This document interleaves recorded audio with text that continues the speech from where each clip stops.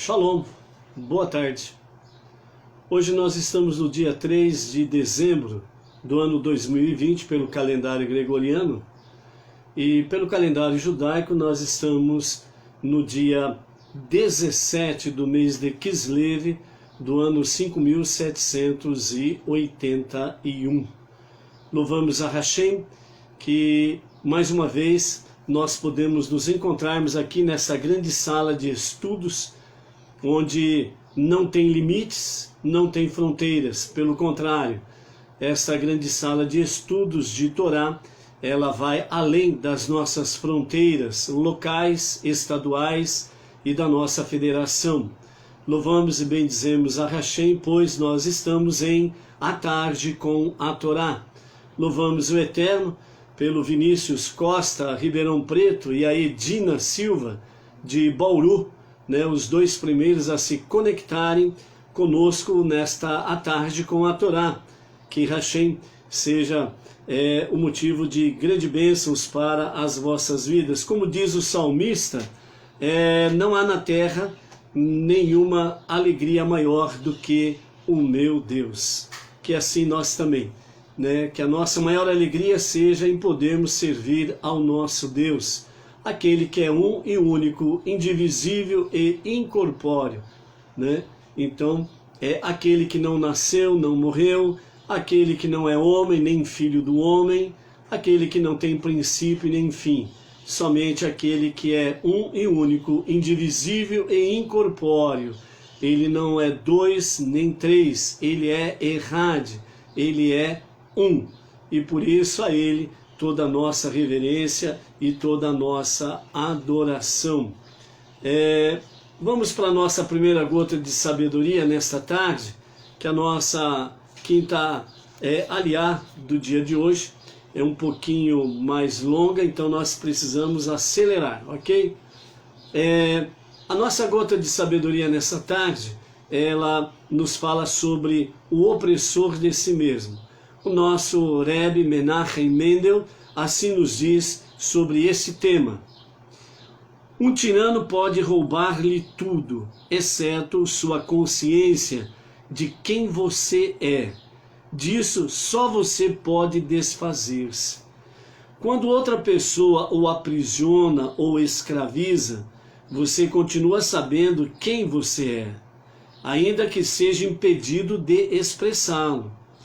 Quando você tem por objetivo na vida ser alguém que você não é, ou ser parte de um povo que não é o seu, esta é a máxima redenção. Não há servidão maior, pois seu ser essencial é encarcerado numa cela escura. Este é o pior tipo de opressão, mas também é aquele de que é mais fácil escapar.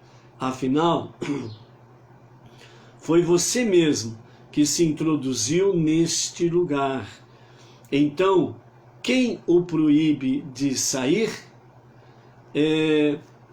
O nosso Menachem Mendel, com a sua família, passou maus bocados no leste europeu sob a tirania da cortina de ferro, que era o regime político na sua época.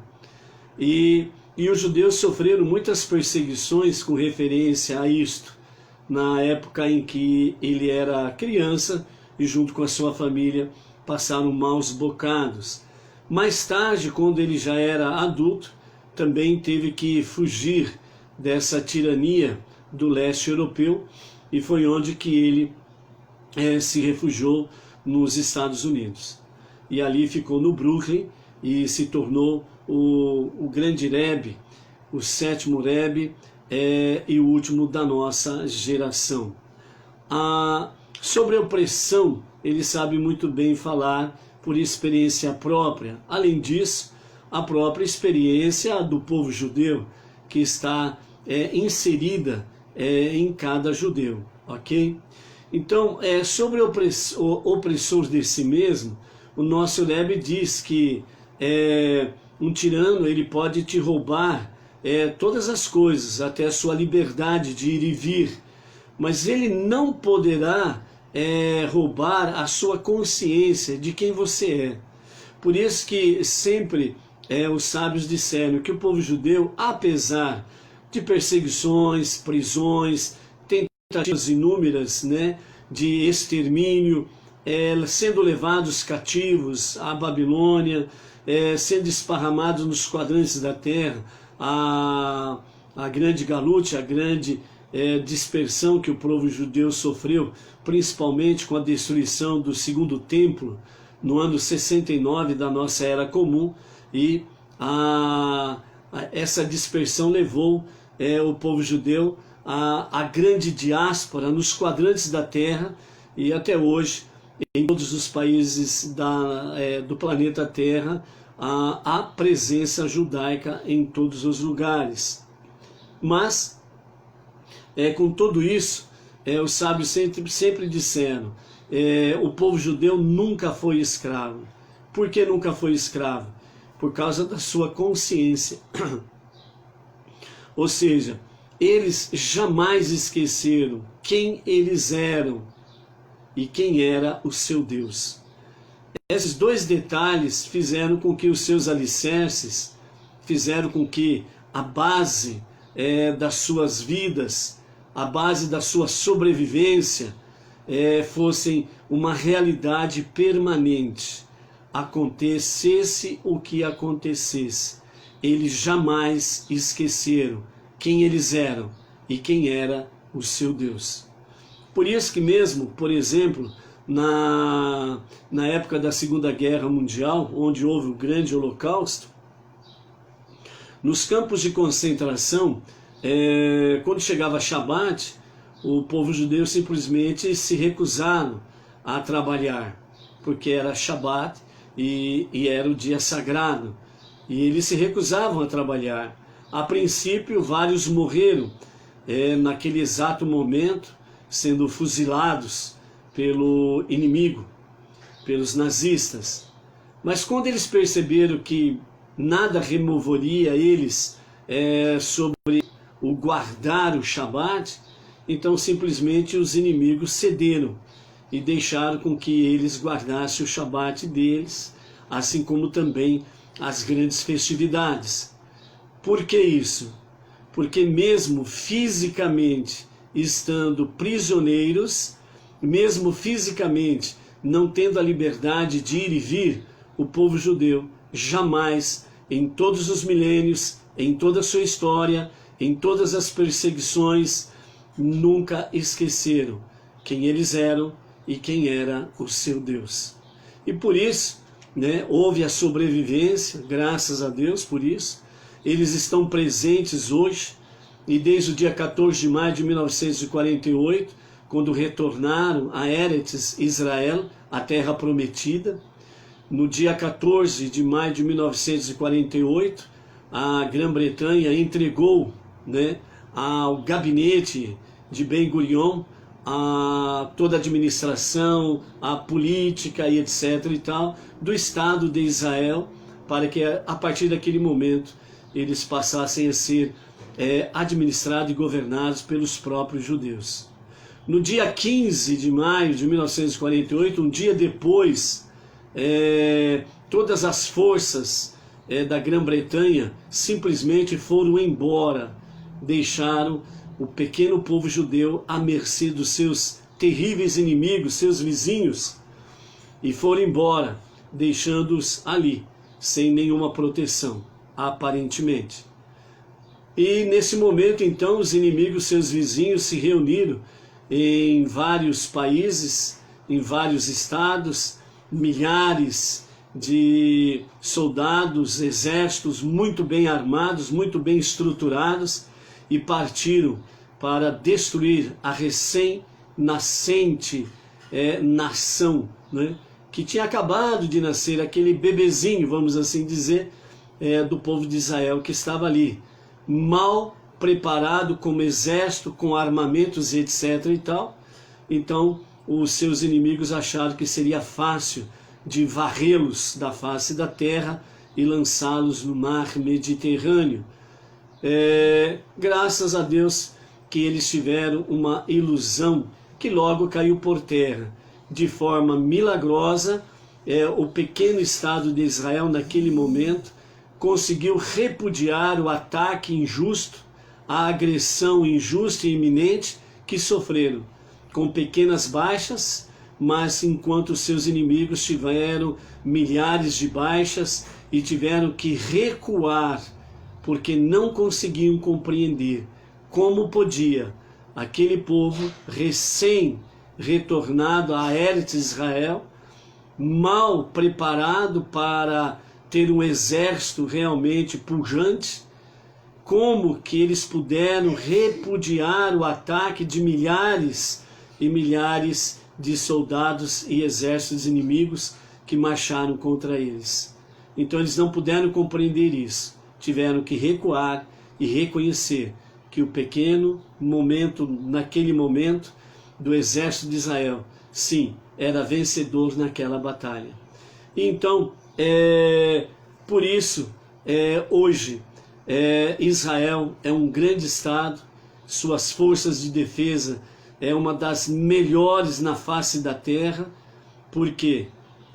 Porque eles nunca esqueceram quem eles eram e quem era o seu Deus. Tomaram posse das promessas desde então. E dessa forma, o que aconteceu?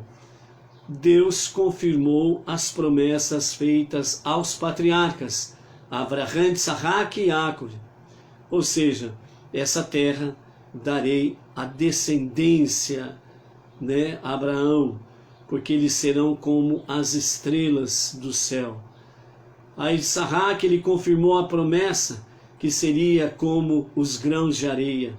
E por fim, ele confirmou também a Jacó, o grande patriarca das 12 tribos de Israel, dizendo que a sua descendência seria como o pó da terra. Então, nesse sentido, o povo nunca esqueceu quem eles eram e quem era o seu Deus. E hoje estamos aí, né? Eles estão bem presentes no próprio Oriente Médio, né? Bem como também entre as nações, né? Os grandes ganhadores do famoso prêmio Nobel, né? Em massa, a sua maioria são judeus que ganharam o prêmio Nobel, né? Em as suas diversas categorias, né? Em maioria, né? Maioria maciça são de judeus. E isso tem feito o quê? A promessa feita aos patriarcas, onde realmente o povo de Israel, os descendentes de Abraham, de Isaac e Jacó, estariam aí, né, sendo como pó da terra em todas as nações, em todos os lugares, luz para as nações. Por quê? Porque se não fosse o povo judeu, as grandes descobertas que fizeram através dos milênios, certo? Principalmente a partir de 14 de maio de 1948, as grandes descobertas nas ciências, tecnologia, meio ambiente, saúde, economia e por aí afora vai. Se não fosse o povo judeu, o mundo estaria envolvido, né, numa forma simples de dizer, estaria envolvido como na antiguidade, né, como dizem aí, né, o mundo seria como o povo das cavernas, né, sem nenhuma tecnologia, sem nenhuma questão social, podendo se viver aí tranquilamente. Então as grandes descobertas estão enraizadas com os descendentes de Abraham, Isaac e Jacó. E graças a Deus por isso. Então, dessa forma, né, não podemos esquecer isso, principalmente nós, Benenor, não judeus, que já há algum tempo, principalmente da década de 50 para cá, de 1950 para cá, com o nosso Rebbe Menachem Mendel, os rabinos em todos os quadrantes da terra têm obedecido à sua ordem no sentido de sair e revelar o monoteísmo de uma forma mais profunda, mais elevada às nações. E hoje, em todas as nações temos aí judeus presentes, bem como Benenor, não judeus, que estão abraçando a fé monoteísta, com a direção, orientação sob a liderança de um rabino, principalmente rabino do Chabad, e dessa forma estamos levando, juntamente com os judeus, a luz da Torá, a água da Torá. Os sábios dizem que a grande eficácia da água, ela não é afogar, mas a grande eficácia da água, que é o desejo divino, é de elevar, assim como as águas do dilúvio elevaram a arca de Noé e salvou Noé e a sua família. E através disso, estas águas que elevaram a arca, elas salvaram a família de Noé, que através dele vieram todos os descendentes até os dias de hoje. Ou seja, o mundo inteiro, todos os povos hoje, são na realidade descendentes de Noé, porque Noé e a sua família foram salvos do dilúvio. E quando as águas retornaram aos seus leitos normais, a arca repousou em segurança no monte, e dessa forma Deus ordenou a Noé: saia. E Noé veio e entrou no mundo novo que estava diante dele. E com isso veio então os descendentes de Noé e habitou todos os quadrantes da terra. Portanto, todas as nações são da descendência de Noé, certo? E é por isso que nós estamos aqui, para levar às nações a palavra da Torá, né? A água da Torá, a palavra no sentido de sermos fortes, e a água no sentido de sermos elevados, para que nós possamos levar com transparência, com honestidade, a palavra da Torá e a crença no único Deus, levando a sua unidade e a sua unicidade aonde possamos, né, onde podemos estar, né? Dentro disso daí, louvamos o Eterno, que o nosso encontro diário, o nosso programa, A Tarde com a Torá, ela tem alcançado vários estados do nosso país, o Brasil, tem entrado em várias regiões que nós não imaginávamos, né? Estamos aí em praticamente quase todos os estados, né, do Brasil, entrando com o programa A Tarde com a Torá. E isso graças a vocês que estão se conectando conosco, aceitaram o desafio, e dentro disso daí, você também se dispôs a não se subjugar ao opressor, no sentido de que as coisas adversas venham fazer com que você não esteja conosco em A Tarde com a Torá. E você tem vencido esse opressor, né? E dessa forma você tem vencido os obstáculos e está se conectando aí diariamente conosco, está não somente curtindo, comentando, mas também está compartilhando, e isso daí vai repicando, né? Em outros lugares mil, com a graça bendita de Hashem, não resta dúvidas. Também, além do Brasil, nós já falamos aqui que nós já chegamos no Japão, no México, Portugal, Espanha, na África, e ontem, né, nós tivemos aí a identificação, né, de uma pessoa que está sempre se conectando, mas até então nós não tínhamos a sua origem, né? E o nome dela é Yaritza Verônica Sanches Robles. Ela é de Puerto Montt, Chile, né? Então estamos também chegando no Chile, graças a Hashem, por isso daí, né? Então louvamos o Eterno, que como da descendência de Noé, que nós somos como não judeus, assumindo, né, a fé judaica da unidade, da unicidade, do único Deus, e estamos aí junto com eles, ombro a ombro, cumprindo a nossa grande missão de trazer a luz e a água da Torá, e nessa grande sala de estudos, né, estudos de Torá diariamente, podemos aí romper as fronteiras, e principalmente não permitindo que nada e ninguém seja um opressor para calar a nossa voz, a nossa fé, melhor dizendo, a nossa emuná, e podemos, né, dessa forma, estarmos presentes, curtindo, comentando e compartilhando os ensinamentos de A Tarde com a Torá, ok? Antes de nós entrarmos na nossa quinta aliá, eu quero trazer para vocês uma palavra maravilhosa que o Zohar ele nos traz sobre a questão do amor. Esse livro Zohar, os nossos mestres, eles aconselham que nós não venhamos aí, né, ler e estudar sem um acompanhamento de um rabino, porque é um livro muito profundo, ele é muito meticuloso e assim, elevadíssimo, né? Então nós não podemos aí estarmos estudando sem um acompanhamento junto com o rabino, ok? Então por isso, se porventura você tem o livro Zohar, se você adquiriu, tem ele, sempre procure uma orientação rabínica para que possa, sem sombra de dúvidas, aperfeiçoar o conhecimento.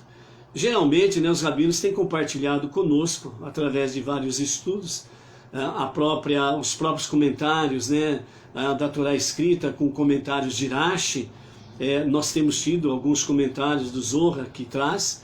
Então, de uma certa forma, não resta dúvida que para o Benei Noach, de forma geral, que não está aí, de uma certa forma, assim, incumbido em ser um emissário, um que traz, né, estudos de Torá, alguma coisa assim, não se preocupe que não é um livro fundamental para que você tenha em casa, né? Já falamos daqueles 2 livros de Kabbalah, né, do nosso rabino Yitzhak Ginsburg, né, os 2 livros de Kabbalah, que são acessíveis aos Benei Noach, e portanto, né, inclusive os 2 livros têm o prefácio do nosso rabino Yaakov Geranstadit. Também são 2 livros assim que podemos ter, mas também precisamos sempre estarmos aí conversando com o rabino, ou os rabinos, para tirar dúvidas que sempre apresentam, né, devido à leitura e os estudos, né, da Kabbalah desses 2 livros, eles são bem profundos e muito elevados também. Você não pode ler sozinho e tirar conclusões sozinho, sempre com uma orientação rabínica, para que não tire, vamos dizer assim, conclusões precipitadas e erradas, ok? Então vamos lá, sobre revelações sobre o amor, que é algo que precisa, sem sombra de dúvida, estar aí na nossa mente, na nossa inteligência, na nossa alma, e isso coordenando os nossos sentimentos, ok? Então vamos lá. Então, revelações sobre amor segundo Zohar. Os céus e suas hostes são um vestido, enquanto Israel é o corpo, né? Então aqui o Zohar nos fala que os céus e suas hostes, né, quer dizer, as estrelas, os planetas, etc. e tal, são um vestido, enquanto Israel é o corpo. Ou seja, os céus com as suas hostes, elas revestem a Israel. Mas a verdade só é encontrada na alma, isto é, na forma real do seu amado. Amado aqui está em letra maiúscula e representa exatamente o eterno, ok? E o mestre continua as suas revelações sobre o amor, que são as revelações de Baal Shem Tov, ok? É por meio do temor que um homem é levado a amar. Há, contudo, 2 classes de temor. O temor do infinito, que acompanha o sentimento de amor a Deus.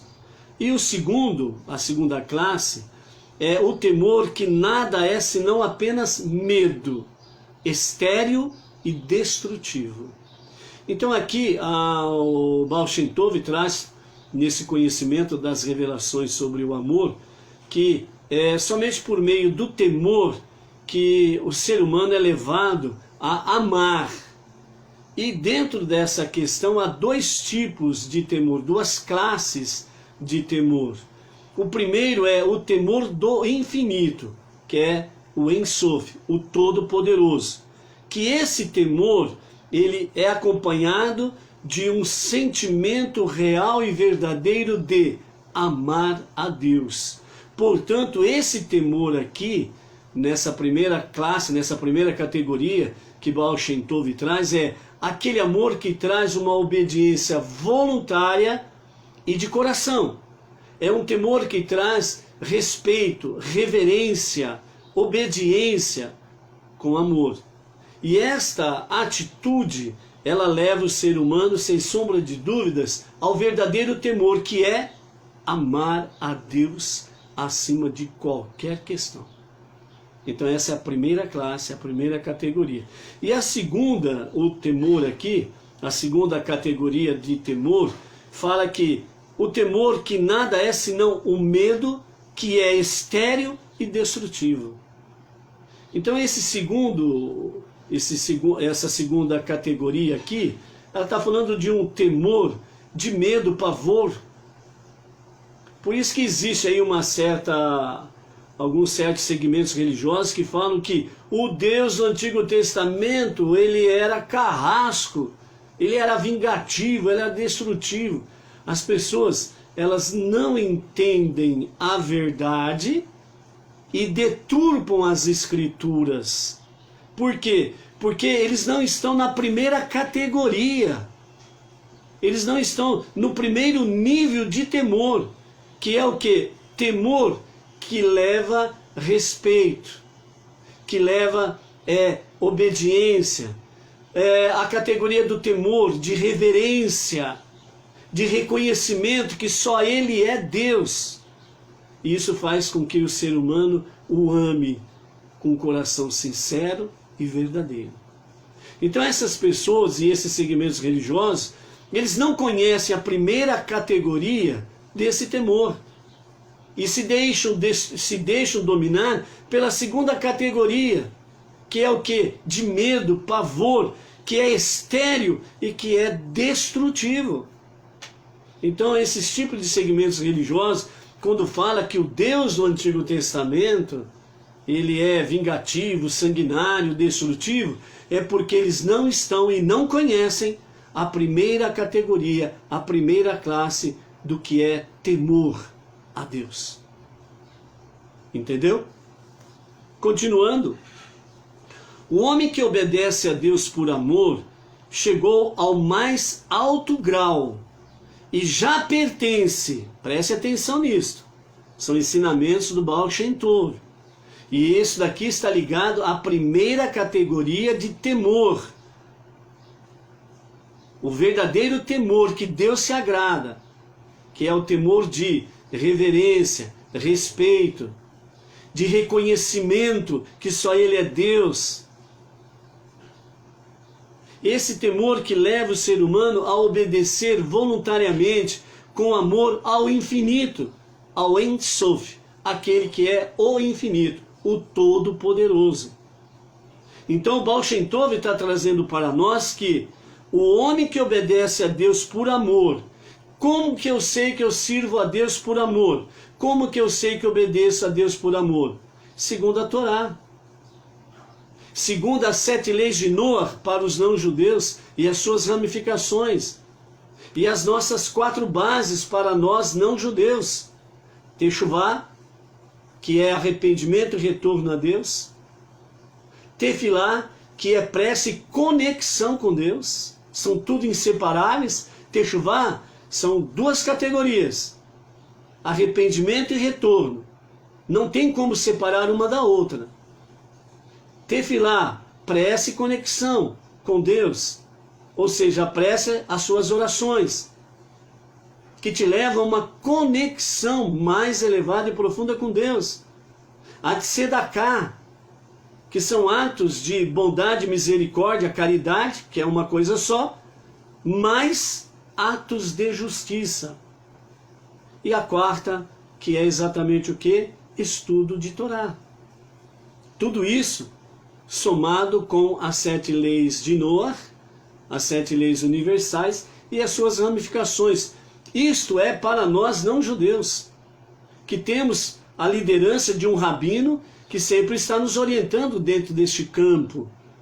E o nosso caso é o Rav Yaakov Geranstad, do Movimento Beninoa Brasil. Então o Baal Shem Tov está trazendo para nós essa realidade, dizendo que o homem que obedece a Deus por amor chegou ao mais alto grau. Já pensou nisso? Chegou ao mais alto grau e já pertence. Já pertence o quê? Já pertence ao quê? Baal Shem Tov diz o seguinte: e já pertence devido à sua santidade dentro desses níveis que acabamos de falar, os 4 mais as 7 leis de Noé e as suas ramificações. Devido à sua santidade, já pertencem ao quê? Segundo Baal Shem Tov, já pertencem à vida futura, que é o Olam Rabá. Se você está vivendo isto por amor, você já pertence ao Olam Rabá. Só você pode tirar-te do Olam Rabá. Se você perder a primeira classe, a primeira categoria do que é temor. Seguindo, aquele que ama a Deus é coroado com graça e se mostra compassivo com todos. Compassivo com todos. Mas servir a Deus por medo é também serviço, ainda que estabeleça uma união menos elevada entre Deus e a alma. O amor não é senão um grau mais alto que o temor, mas no amor repousa o mistério da unidade. Repousa o mistério da unidade no amor. Por isso que quando nós vamos para os nossos 4 pilares, quando nós vamos somando os nossos 4 pilares, as nossas 4 bases, com as 7 leis de Noé e suas ramificações, nós vamos entendendo o que é unidade. Quando nós pegamos as nossas 4 bases, Techuvá, Tefilá, Sedaká, estudo de Torá e mais as 7 leis de Noé, nós somamos 5. E nessas 5 nós nos encontramos nos 5 primeiros livros da Bíblia, Torá. E nisso nos faz uma unidade. Nós, Benei Noé, não judeus, ombro a ombro com os judeus, nos tornamos uma unidade como povo. E como povo nessa unidade, nós nos tornamos com Deus uma unidade. Aí repousa o mistério da unidade de Deus. Nós nos tornamos um com Deus.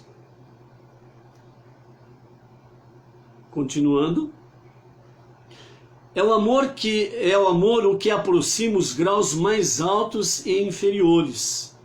É o amor que eleva todas as coisas àquele sublime grau no qual, e somente no qual, todas as coisas podem ser unidas. Nas altas esferas espirituais, encontramos regiões que se chamam o lugar morada de amor.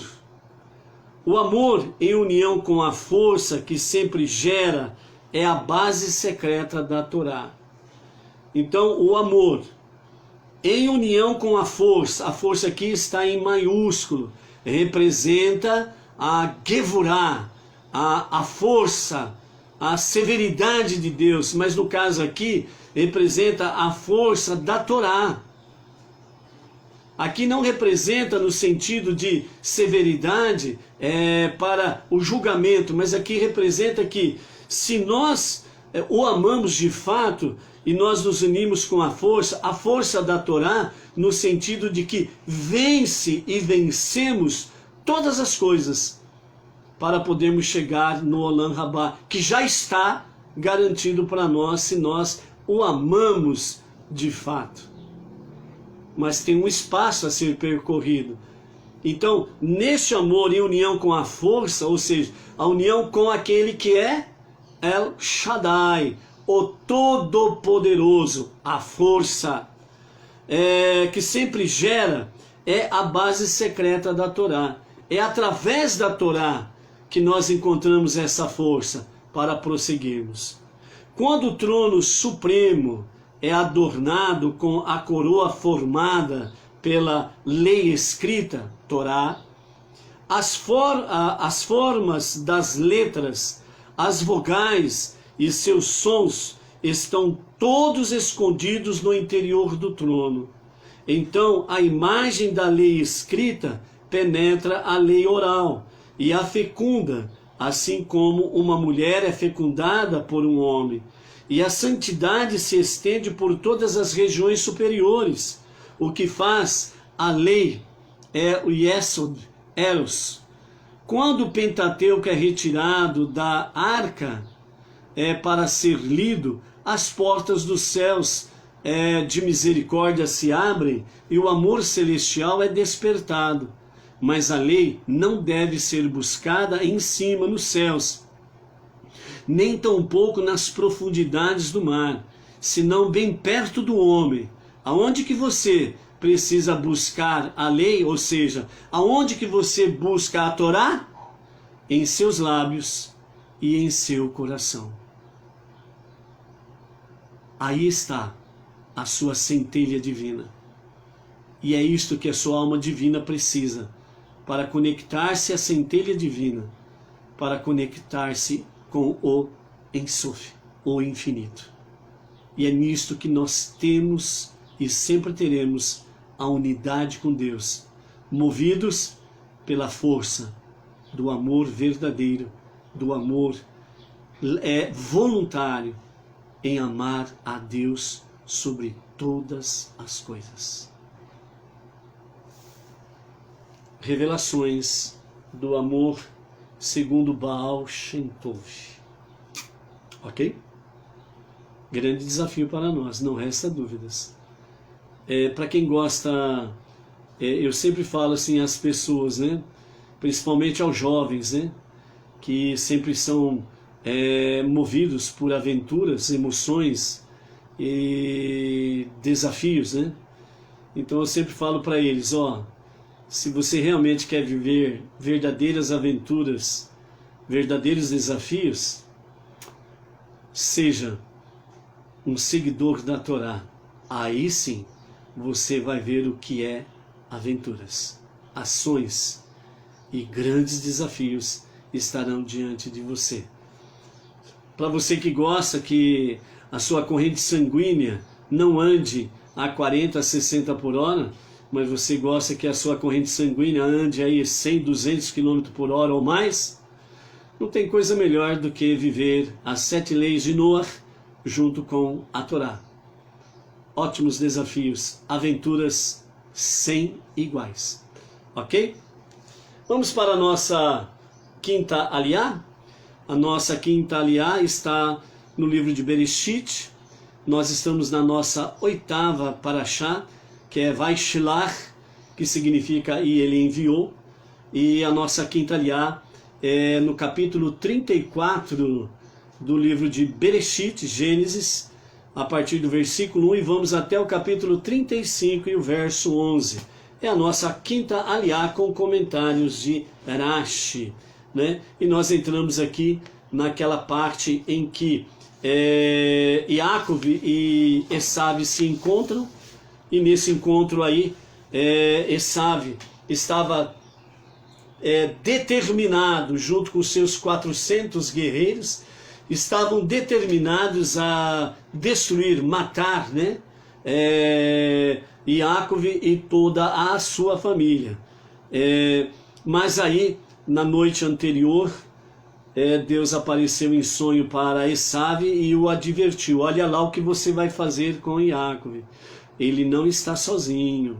E a partir daquele momento que ele já estava, né, adentrando a terra prometida, a terra santa, a escolta que Jacob tinha era já de vários, né, guerreiros, anjos em forma de homens, de ser humano, que estavam com Jacob. E quando ele chegou ali, já na entrada da terra prometida, outro grupo de anjos vieram ao encontro. E foi formado então dois grandes grupos da parte de Jacob, de anjos, que tomaram forma humana e foram ao encontro de Esav. Nesse sonho que teve ali, Esav, que Deus se revelou para ele, falou para ele: ó, cuidado que você vai fazer aí, com as suas intenções, sejam elas boas ou não, com Jacob. No nosso linguajar aqui simples, corriqueiro e, vamos dizer, o nosso linguajar meio chulo, né? Ó, Deus disse assim: ó, tô de olho em você, ó. Você não escapa do meu olhar. Então cuidado que você vai fazer, ok? E aí ele foi para o encontro, né, com Jacob. Então quando ele chega lá para esse encontro, Jacob, né, se inclina em direção a Esav 7 vezes. E dessa forma então, segundo o Midrash, nos fala que Esav, que na sua mente ele estava determinado a realmente destruir e matar Jacob e toda a sua prole. Então os nossos sábios, né, dizem que, por exemplo, o Rabi Shimon ben Yochai, ele explicou: quando Esav viu Jacob curvando-se humildemente à sua frente, ele sentiu pena do irmão, beijou com todo o seu coração e sua alma. Segundo o Rabi Yanai, explicou de outra forma, dizendo que na Torá a palavra vaishakeno, ou vaishakeru, significa e ele o beijou, possui pequenos pontinhos sobre cada letra.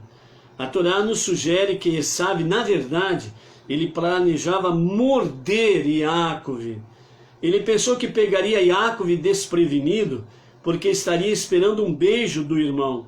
E Esav planejou rapidamente cravar os dentes no pescoço de Jacob e morder o irmão tão profundamente que este morreria por uma hemorragia, obviamente, né? A famosa veia femoral, a veia aorta, né? Seria rompida e a hemorragia não teria como estancar. Então, segundo o Rabi Yanai, ele diz que o objetivo de Esav era essa, certo? Mas, porque Esav planejou matar o irmão com uma mordida, então, segundo o próprio Rabi Yanai, ele diz que ele queria evitar uma batalha, pois sabia que Jacob tinha um grande número de homens que o apoiavam. E Esav, ele não tinha aquele refinamento espiritual para discernir que aquele grande ajuntamento de homens que estava com Jacob eram anjos. Então ele não conseguia discernir isso daí.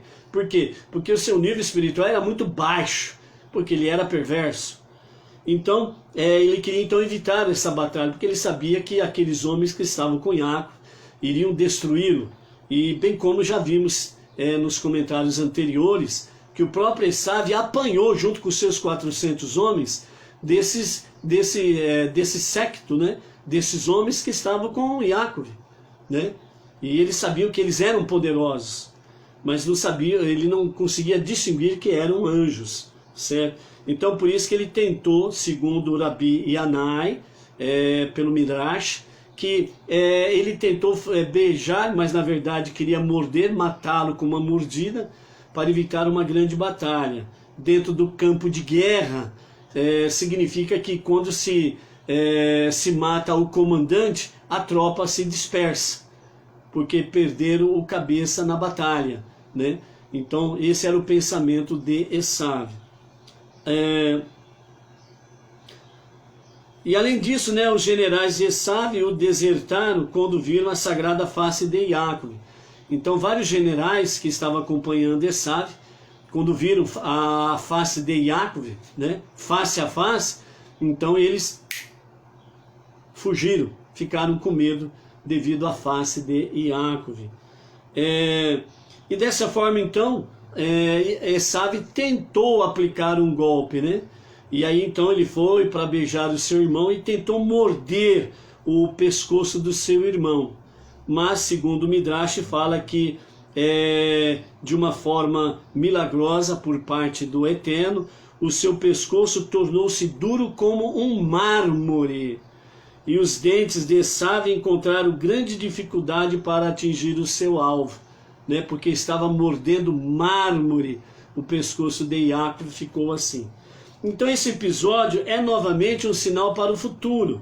Assim como a tentativa de Esav de matar Iacov falhou, assim Deus protegerá seus filhos da fúria das nações através dos tempos, certo? E é o que nós temos visto através da própria história contemporânea. Através dos milênios, a descendência de Esav sempre procurou eliminar os descendentes de Iacov, mas não conseguiram. Mataram sim algumas centenas, milhares ou milhões de descendentes, mas não conseguiu exterminar a descendência de Iacov. Então Esav, né, ele viu as esposas, né, e os filhos de Iacov, perguntou quem eram aquelas pessoas. Iacov respondeu: são as minhas esposas, né, são os meus filhos, minhas filhas, aos quais todos eles, né, se inclinaram no sentido de reverenciar uma pessoa importante, ok? Então Esav observou-os, mas não percebeu Rachel entre eles. Yosef colocou-se na frente de sua mãe, ocultando-a das vistas do perverso Esav, né? Yosef disse, né? Quem sabe o que esse perverso Esav tem em mente? Não o deixarei olhar para minha mãe Rachel, nem é bom que minha mãe olhe para este homem malvado, pois o choque poderia ocasionar-lhe o aborto, porque ela estava grávida de Beniamim, que seria o 12º filho de Iacov, e aí então estaria completado os 12 filhos de Iacov, as 12 tribos de Israel. Então, ao perceber, né, os servos, o gado de Iacov, né, ele disse, né, Esav para Iacov: pensei que você só tivesse interessado no mundo vindouro, porque essa foi a grande disputa lá atrás, né? Iacov estava muito voltado para o mundo vindouro e Esav estava muito ligado ao mundo presente, né? A este mundo inferior. Como você conseguiu amealhar tanta riqueza neste mundo, quer dizer, nesse mundo presente, materialista, se você estava sempre ligado no mundo vindouro? E segundo o próprio Rav, né, o Iacov, né, Deus concedeu-me tudo isso para ser utilizado no serviço a Deus. E de quem era aquele acampamento que encontrei? Perguntou Iacov, né? Falando sobre aqueles séquitos de guerreiros, né? De homens que foram ao encontro dele, uns levando presentes, outros levando gados, e, né? E nesses grupos aí, né, ao mesmo tempo, além de levar presentes e gados, Esav e os seus levaram uma boa surra também, né? Então Iacov respondeu para Esav, para evitar de entrar nos pormenores, né? Então ele disse: não te disseram? São meus homens. Dizer-me, em vez disso, eles me bateram. Um batalhão após o outro veio a mim, segundo a resposta de Esav, né? Aquilo que Iacov tinha dito, né? Eles não conversaram nem comigo, não falaram nada, eles vieram e já começaram a me bater. Um batalhão após o outro veio a mim, alguns montados a cavalos, outros de armadura, e perguntavam-me: quem é você? Aí eu respondi: Esav, repliquei. E ao ouvir o meu nome, eles começaram a me abater. Gritei para eles: deixe-me em paz, eu sou neto de Abraham. E eles continuaram. ignoraram minha súplica e continuaram me batendo. Aí eu falei, sou filho de Issaque. Eles também não pararam, continuaram me batendo nos meus homens, nos meus generais, né? E assim eles continuaram batendo. Então, finalmente eu disse a eles, sou irmão de Jacove. E então eles pararam quando mencionei o teu nome. E ele retornou após 20 anos de ausência, e eu quero ir ao encontro do meu irmão. Foi por isso que eles pararam de bater, de chicotear a mim e aos meus homens, dizendo que você é o meu irmão, né? Então por isso que eles pararam. Por causa dele deixaremos você ir. Um segundo e terceiro grupo armado marchou em minha direção para me bater, e só me soltaram quando mencionei o seu nome. Recebi um número suficiente de pancadas, né? Então Esaú e os seus homens levaram uma boa surra dos anjos. Por quê? Porque Esaú estava com a intenção de destruir e matar a Jacove e a sua prole. Então Jacove compreendeu que Deus havia enviado exército de anjos para amedrontar Esaú, né? Esaú quis saber de quem são todos esses rebanhos vindo em minha direção. São um presente para você, respondeu Jacove, né? Então Esaú respondeu, tenho muito, guarde o que quer que seja teu, né? Então aí nós vimos, né, essa questão aí da ingratidão de Esaú, né, para com Deus, e a gratidão de Jacove para com Deus, né? E aí depois eles se separam, cada um segue o seu caminho até os dias de hoje. Esaú e a sua descendência seguindo o seu caminho segundo o padrão das nações. Por isso que até pouco tempo as nações nutria um ódio gratuito contra os judeus e contra Israel, descendência de Esaú, certo?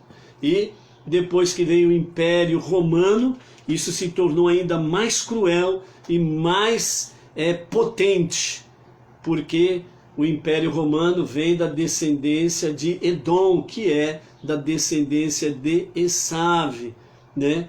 E nutre um ódio gratuito contra Israel e contra o povo judeu. Por isso que o Império Romano destruiu o grande templo em Jerusalém no ano 69 da nossa era comum, certo? E não faz muito tempo nós tivemos aí, né, se não me falha a memória, parece que 2 papas, né, do Império Romano que vieram pedir desculpas pelos crimes que cometeram contra os judeus e contra a nação de Israel. Aliás, os anais da história não deixam dúvidas quanto a isso.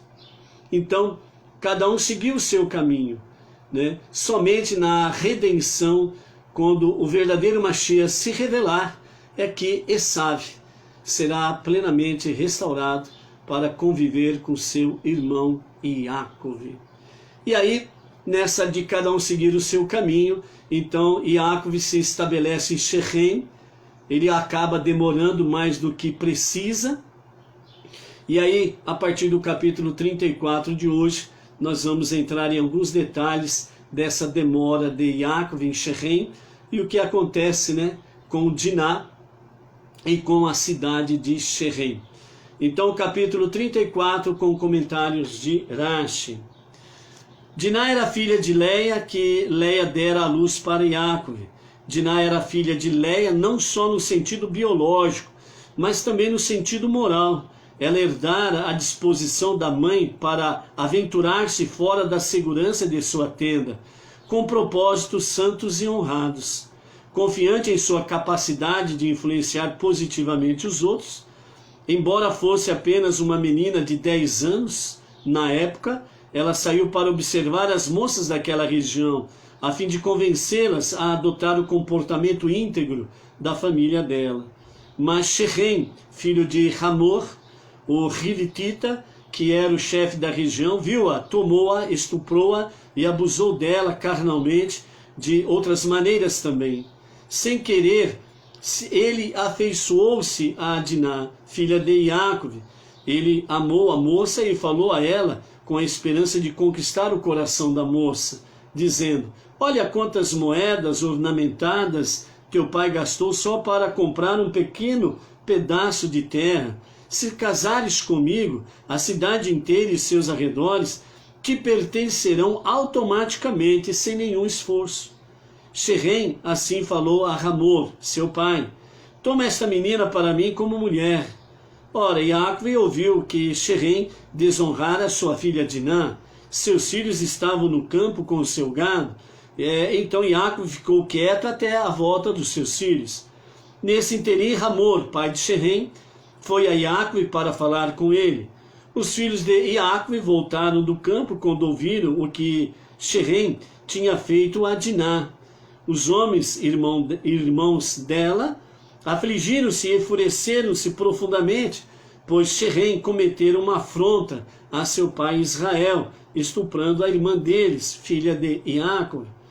Tal coisa era considerada socialmente e legalmente tabu desde que a humanidade coletivamente repudiara as relações carnais ilícitas em consequência do dilúvio e tornara estes atos um crime capital. Assim, crime capital significa que a sua condenação é a morte. Assim como seu ato, Xerém ficou sujeito à pena de morte. Os outros habitantes da cidade também foram implicados no crime, por não terem manifestado seu protesto. Hamor falou com eles dizendo: meu filho Xerém deseja intensamente vossa filha. Eu vos imploro, dai-a para ele como mulher, e aparentai-vos conosco, dai-nos vossas filhas, e tomai nossas filhas para vós. Esses casamentos entre nossos dois povos ficarão inteiramente ao vosso critério. Podereis decidir quais de nossos homens dareis vossas filhas, bem como quais de nossas filhas tomareis para vossos homens. Habitareis em nosso meio, e a terra estará disponível diante de vós.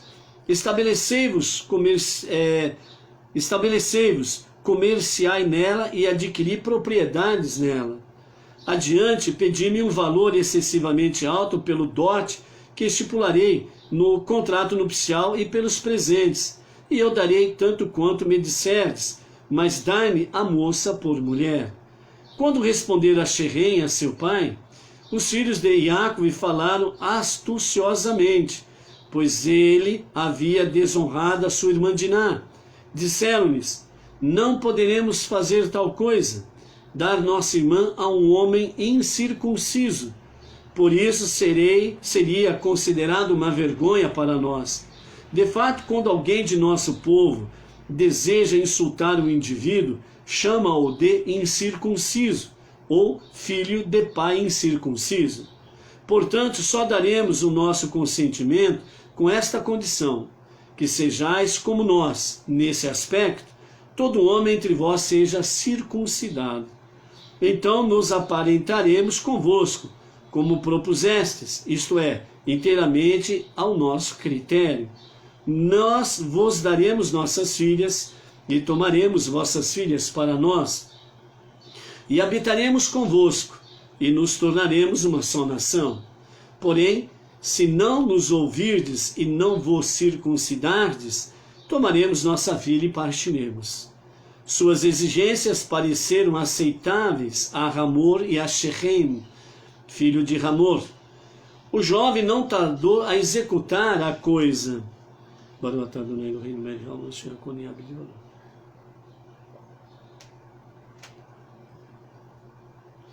Capítulo 34, verso 19.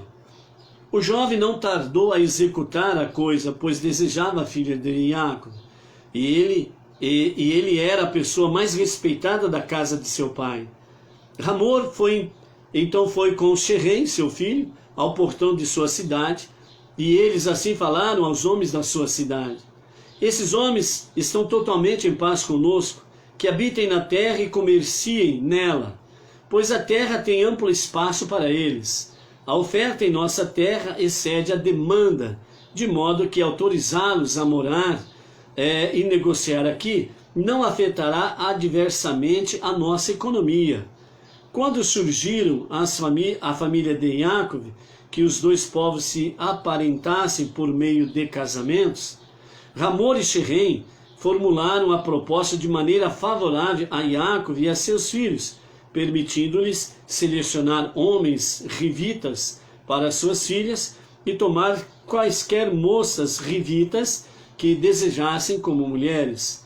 Agora, em contraposição, ao apresentar a proposta dos casamentos entre os dois povos a seus compatriotas, eles alteraram o fraseado, tornando-a mais vantajosa para eles, a fim de induzi-los a se deixarem circuncidar.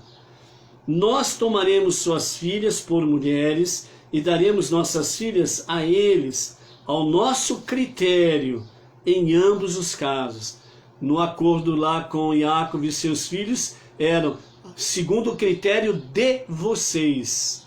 Então, Hamor e Shechem, eles se colocaram à mercê de Yaakov e seus filhos. Mas agora aqui, eles falando para os cidadãos, né, da sua cidade, disseram que era a nosso critério, a critério deles. Então eles inverteram a posição do questionamento e do acordo. Verso 22. Porém, só com essa condição, esses homens consentirão em habitar conosco, para nos tornarmos uma nação, que todo homem entre nós seja circuncidado, assim como eles são circuncidados. Aqui, né, Shechem e Hamor estavam dizendo ao povo, eles só impuseram uma condição, o resto é tudo a nosso favor. E a única condição que eles impuseram foi exatamente do quê? Foi exatamente da questão da circuncisão, ok? Então foi essa mudança que eles falaram para os homens da sua cidade, ok? Estamos aí, né, com a conexão da Raquel Binas, lá de São Paulo. Shalom, shalom, Raquel. Também aí conectou conosco, né, a Yaritza Verônica Sanches Robles, do Chile, né? Seja bem-vinda aí mais uma vez conosco, Yaritza Verônica, né, direto do Chile, em conexão aqui em A Tarde com a Torá, ok? Só corrigindo aí, Yaritza, né? Não sou rabino, sou emissário nomeado pelo rabino nosso, Yaakov Gerenstad, para a liderança Bauru e região, ok? Berenice Altafine, shalom, shalom, né? E os demais que já estão conectados conosco aí, shalom. Vamos continuar a nossa aliá? Capítulo, Berenice Altafine, Campo Grande, Mato Grosso do Sul. Tirou minha dúvida, fiquei confuso se era Mato Grosso ou Mato Grosso do Sul. Então, Berenice Altafine e a sua casa, sua família, Campo Grande, Mato Grosso do Sul. Shalom, shalom a você, ao querido marido, família, os filhos, uma família maravilhosa aí. Shalom. Verso 23. Afinal, quando eles residirem entre nós, seu gado, suas posses e todos os seus animais, vão passar a ser nossos. Somente concordemos com a sua condição e eles viverão entre nós. Então, na realidade, Hamor e Shechem, além de inverter a questão do contrato, na realidade eles estavam olhando para a própria economia. Ou seja, aparentemente no acordo que fizeram com Yaakov e seus filhos, nós dividiremos aqui a terra, tem lugar para todos. Mas o objetivo deles era fazer com que os judeus, nos dias de Yaakov, viessem a se assimilar, perdesse a sua identidade judaica e acabasse se misturando com eles, e dessa forma eles perderiam a sua identidade judaica, certo? E com o transcorrer do tempo, eles não teriam mais lembrança alguma que eram judeus, né? E aí todas as posses deles tornariam-se automaticamente posses deles, de Shechem. Então esta era a segunda das intenções de Shechem e Hamor, Verso 24. Todas as pessoas que saíram ao portão da cidade de Hamor escutaram Hamor e seu filho Shehem, e todos os homens que passavam pelo portão de sua cidade se deixaram circuncidar. No terceiro dia após a circuncisão, quando os rivitas estavam doloridos, 2 filhos de Iacove, Shimão e Levi, tomaram cada um a sua espada. Eles agiram como irmãos leais de Diná, arriscando a vida por ela, mas sem antes consultar seu pai. Eles lançaram-se sobre a cidade, confiantes em sua capacidade de vencer os homens, em primeiro lugar, por causa da fraqueza e da dor dos rivitas, resultado da circuncisão. E principalmente naqueles dias, né, segundo os entendidos, né, os sábios, falam que o terceiro dia da circuncisão era o pior dia para quem o fizesse. Era o dia de maior fraqueza e de o momento de maiores dores que o circuncidado passava. Então eles aproveitaram disso daí também, em primeiro lugar. E em segundo lugar, pelo mérito de Iacove e seu pai, mataram todo o homem. Né? Eles fizeram sem consultar o seu pai Iacove. Então Shimão e Levi tomaram decisão por si mesmo, esperaram o terceiro dia, e os dois adentraram, mataram todos os homens, né? Shehem e Hamor, também eles acabaram matando, e resgataram Diná, porque ela ainda continuava como uma prisioneira, né? Estava lá cativa, né? Num cativeiro. E então eles foram, mataram os homens, todos eles, e resgataram Diná e levaram para casa. Verso 26. Também mataram Hamor e seu filho Shehem a fio da espada, e tomaram Diná da casa de Shehem e saíram. Quando foram resgatar Diná, eles a encontraram agonizando de vergonha pelo que lhe tinha sido feito, e temerosa de que, consequentemente, ninguém quisesse desposá-la. Shimão então prometeu que se casaria com ela, e foi só com essa condição que ela consentiu em ser resgatada. Quando os 2 irmãos atacaram a cidade de Shehem, Iacove tomou sua espada e seu arco e postou-se à frente da cidade, de prontidão para proteger seus filhos, caso algum dos aliados da população local fosse prestar-lhe apoio. Né? Então, quando Iacove tomou conhecimento que estava acontecendo, então ele tomou a atitude de pai, proteger a família e os filhos, certo? Então foi isso que ele fez. Verso 27. Os filhos de Iacove foram para despojar os mortos de suas possessões e saquearam a cidade que desonrara sua irmã. Eles tomaram dos rivitos rebanhos, gado, jumentos e tudo o mais que havia na cidade e no campo. Eles se apossaram de todo o seu dinheiro e capturaram todas as suas crianças e mulheres, e saquearam tudo nas casas. Apesar da vitória, Iacove disse a Shimão e Levi: vós tiraste minha paz de espírito, tornando-me odioso entre os habitantes do lugar, isto é, os cananitas e os perezitas. Até hoje eles não nos percebiam como uma ameaça, pois embora soubessem da promessa de Deus de dar-nos esta terra, pressupunham que não tentaríamos expulsá-los até que nos multiplicássemos suficientemente e nos transformássemos em uma nação, porque foi assim que Deus formulou sua bênção. Contudo, agora que eles viram que vós 2, somente vocês 2, vos encarregaste de punir a cidade inteira sozinhos, em vez de deixar o caso para as autoridades legais regionais, temo que nos ataquem, e eu tenho apenas poucas pessoas do meu lado.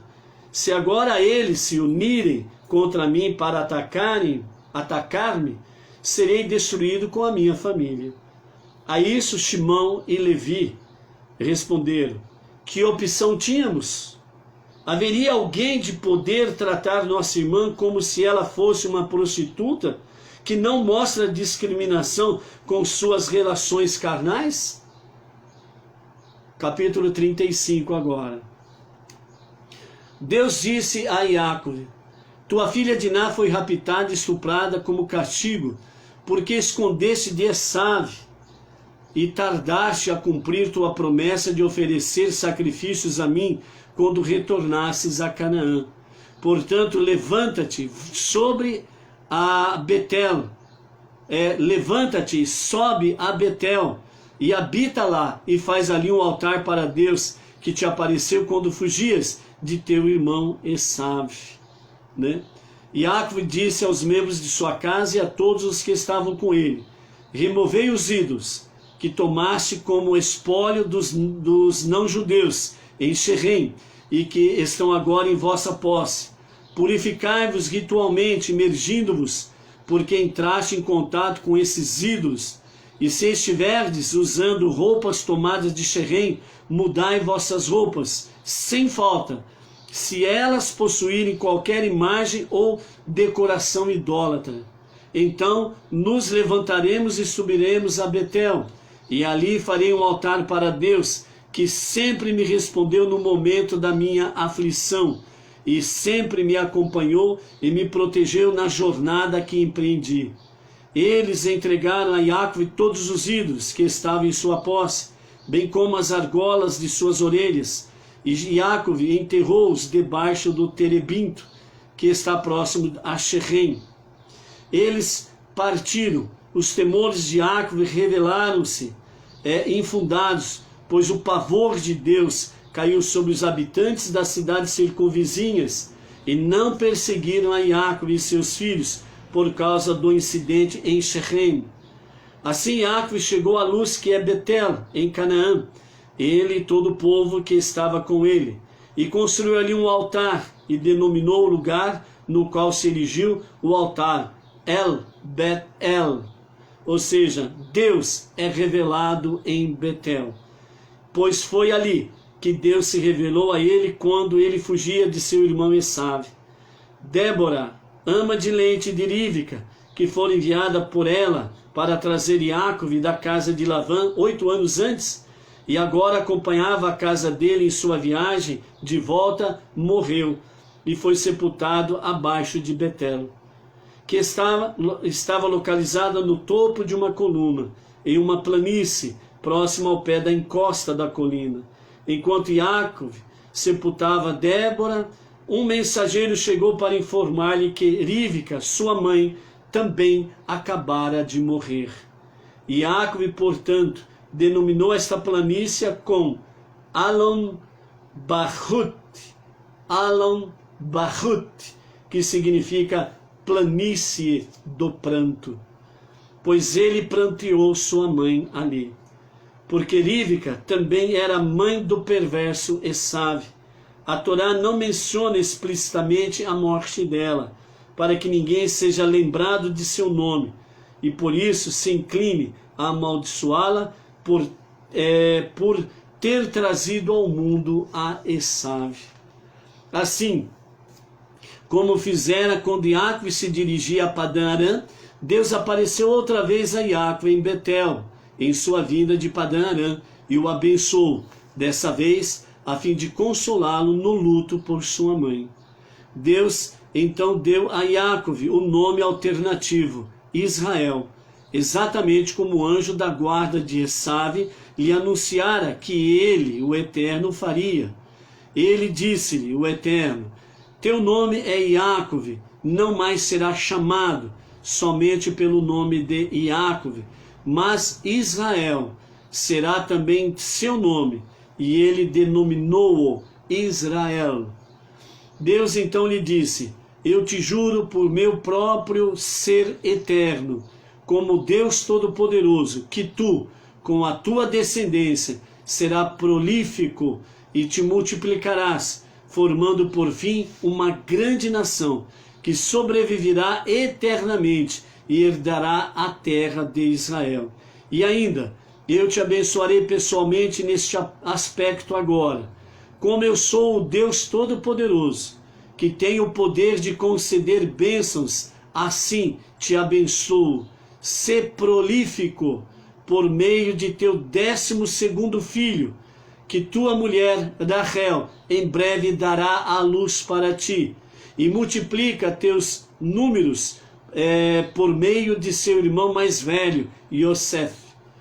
Isso acontecerá da seguinte forma: uma nação, isto é, uma tribo, provirá desse 12º filho, e uma comunidade de nações, isto é, 2 tribos, sairão de ti por via de Yosef, e reis nascerão de ti por intermédio do filho que estás prestes a nascer. Então aqui encerramos a nossa quinta aliá da nossa Parashá Vaishlach, e ele enviou. Que as lições, desta aliá possa permear as nossas mentes, nossa alma, e até amanhã, na nossa nova aliá, possamos aí, como boas ovelhas, estarmos aí ruminando, para que venhamos reter os bons ensinamentos que a Torá nos traz. Como diz o salmista, no Salmo 119, ele nos fala, que a simples explanação da Torá já traz ao mais simples sabedoria. Então, que seja essa sabedoria para cada uma das nossas vidas. Até amanhã, às 14 horas, em A Tarde com a Torá. Shalom!